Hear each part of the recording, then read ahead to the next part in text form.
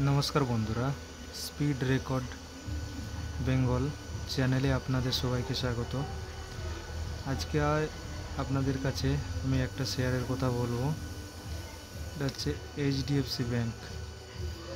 HDFC bank এটা প্রায় এখন পর্যন্ত এবছর খুব বেশি রিটার্ন দেয়নি, কিন্তু এটা ভবিষ্যতে খুব ভালো একটা শেয়ার। তো বন্ধুরা, আপনাদেরকে আমি একটা কথা বলে রাখি, সবসময় চেষ্টা করবেন ভালো শেয়ার কেনার জন্য, যেটা আপনাকে আজ না হলেও 5 বছর 10 বছরের মধ্যে কিছু প্রফিট দিয়েই যাবে, সব সময়ের জন্য প্রফিট দিয়ে যাবে।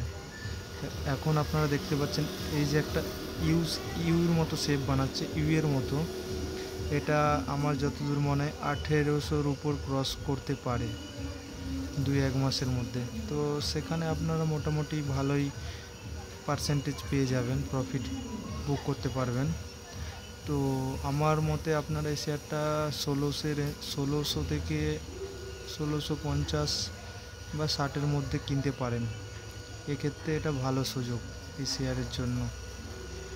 তো এটার ফান্ডামেন্টাল, তো এটা সম্পর্কেতে আপনাদেরকে সবার জানা আছে। একটা খুব গ্লোবালের মধ্যে খুব একটা ভালো ব্যাংক, এবং এটা ইন্ডিয়ার মধ্যেও খুব পপুলার হচ্ছে। বড় বড় কোম্পানিকেও এই ব্যাংকটা ঋণ লোন দিয়ে থাকে, সেটা তো আপনারা জানেন। তো আশা করি এটা ভবিষ্যতে ভালো ফল দিতে পারে এবং দিতেও থাকবে। তাই এটা আমি কাউকে রিকমেন্ড করছি না, অনলি ফর এডুকেশনাল পারপাস। ঠিক আছে, তো আপনারা এটা কিনতে পারেন, বাকিটা আপনাদের ইচ্ছে মতো আপনারা করতে পারেন। কিন্তু কাউকে বাই বা সেলের জন্য আমি ইন্ডিভিজুয়াল রিকমেন্ড করতে পারি না। ওকে। তো এই ব্যাংকের যদি আমি একটু অ্যানালাইসিস করি, তো এর মার্কেট ক্যাপ দেখতে পাচ্ছেন প্রায় 12,62,606 কোটি টাকার মতো। আরওই যথেষ্ট ভালো, যথেষ্ট ভালো আছে আরওই।